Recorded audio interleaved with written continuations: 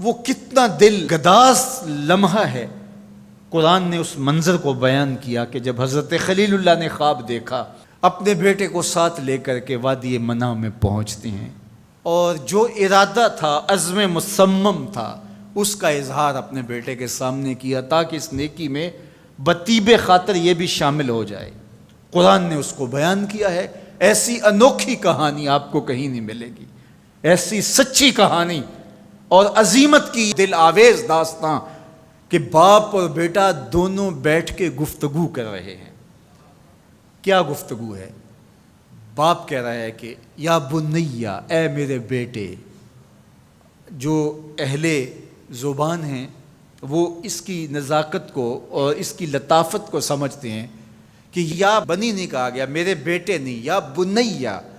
جس طرح ماں لاڈ سے اپنی بیٹی کو بیٹی نہیں کہتی، میری بچڑی کہتی ہے، تو جب وہ بچڑی کہتی ہے تو اس کے اندر گوند گوند کے محبت رکھی ہوئی ہوتی ہے۔ تو یہاں ذرا لفظ دیکھیے، یا بنیا، اے میرے بیٹے۔ اللہ اکبر۔ اردو کے دامن میں کوئی اتنی وسعت نہیں ہے کہ ان لفظوں کی تعبیر ہو سکے جو شہد ان لفظوں سے ٹپک رہا ہے جو حضرت خلیل اللہ نے اپنے بیٹے کے لیے لفظ استعمال کیے۔ یا بنیا، اے میرے دل بند، اے میرے جگر کے ٹکڑے، اے میرے فرزند نونہال، میں نے خواب دیکھا ہے، اس خواب میں تجھے ذبح کر رہا ہوں۔ یہ خواب آپ یا میں دیکھیں تو ہم تو اپنی بیوی سے بھی اس کو شیئر نہیں کر سکتے، ہمارے رونگٹے کھڑے ہو جاتے ہیں، لیکن بیٹے سے کہہ رہا ہے۔ اور یہ محض خواب کسی تفنن طبع کے لیے نہیں ہے، یا محض کوئی بات سمجھانے کے لیے نہیں ہے، اس کی تعبیر کی طرف بچے کو لانے کے لیے سنایا جا رہا ہے۔ کہا بیٹا میں نے ایک خواب دیکھا ہے۔ خواب کیا ہے؟ کہ میں تجھے ذبح کر رہا ہوں، اب تو بتا تیری رائے کیا ہے۔ اللہ اکبر۔ اب باپ بیٹے سے کہے کہ میں تجھے ذبح کرنا چاہتا ہوں تو بیٹے کا رد عمل کیا ہوگا؟ کوئی بھی تصور اپنے بیٹے کو کر کے سوچے کیا رد عمل ہوگا؟ اس کی آنکھیں پھٹی کی پھٹی رہ جائیں گی، وہ باپ کے ہوش و حواس پہ شک کرنے لگ جائے گا، کہے گا کیا بول رہے ہو، ہوش ٹھکانے ہیں؟ باپ ہو، سفاک ہو، کیا لہجہ ہے تمہارا، مجھے ذبح کرو گے؟ لیکن یہ فیضان نظر تھا یا کہ مکتب کی کرامت تھی؟ سکھائے کس نے اسماعیل کو آداب فرزندی؟ اقبال پوچھتے ہیں کیا تھا جس نے اسماعیل علیہ السلام کو آداب فرزندی سکھائے؟ وہ مکتب کی کرامت بھی تھی اور وہ فیضان نظر بھی تھا۔ فیضان نظر باپ کا تھا اور پہلا مکتب ماں تھی۔ سیدہ ہاجرہ نے سکھایا تھا باپ کی بات کیسے مانی جاتی۔ جو مائیں بیٹوں کو، بیٹیوں کو باپ کی اطاعت سکھاتی ہیں، وہ مائیں اپنی اولاد کو فرما بردار پاتی ہیں۔ ماں کے ہاتھ میں اولاد کی تربیت کا جوہر ہوتا ہے۔ یہ سیدہ ہاجرہ کی تربیت بول رہی ہے جب باپ نے کہا بیٹے میں تجھ کو ذبح کرنا چاہ رہا ہوں، کتنی بڑی بات ہے۔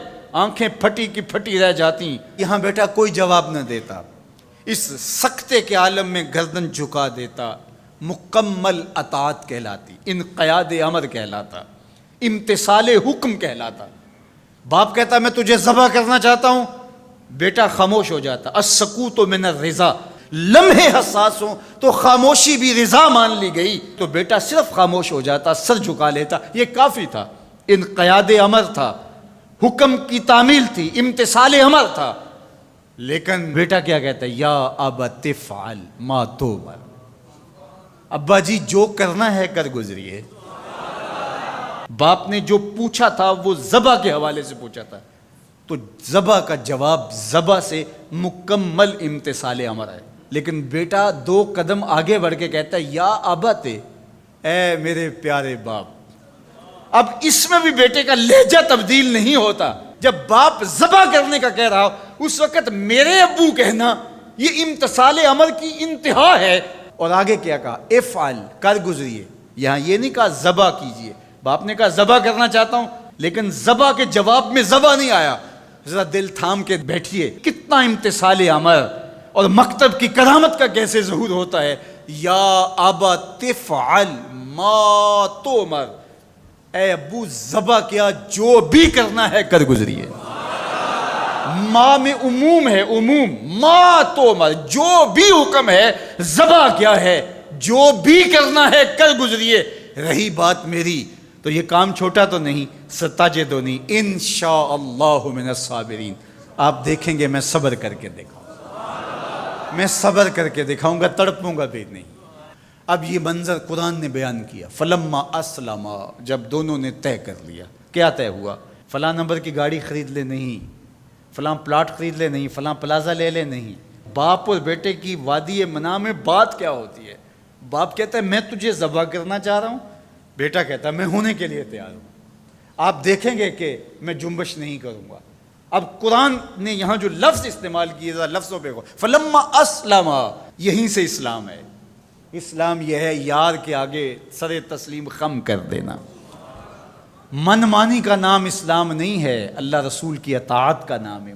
فلما اسلما، جب دونوں نے اس بات کو طے کر لیا، دونوں راضی ہو گئے، باپ ذبح کرنے پہ راضی ہے، بیٹا ذبح ہونے پہ راضی ہے۔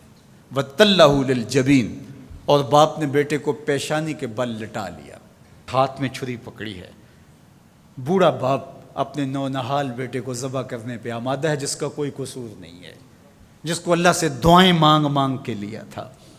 اللہ اکبر، کارکنان قضاء و قدر دم بخود ہیں، آسمان بھی سوگ کی چادر اوڑے ہوئے، وادی منع تھر تھر کانپ رہی ہے، رضوان جنت اور حوریں سسک رہے ہیں، مالک قیامت آنے والی ہے۔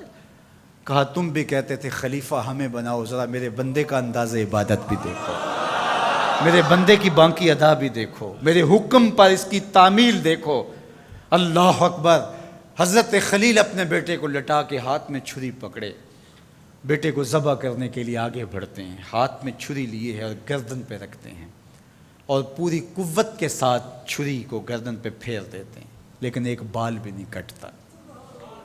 اس کا یہ مطلب ہی کہ چھری نے اب کام نہیں کیا، میں کیا کروں؟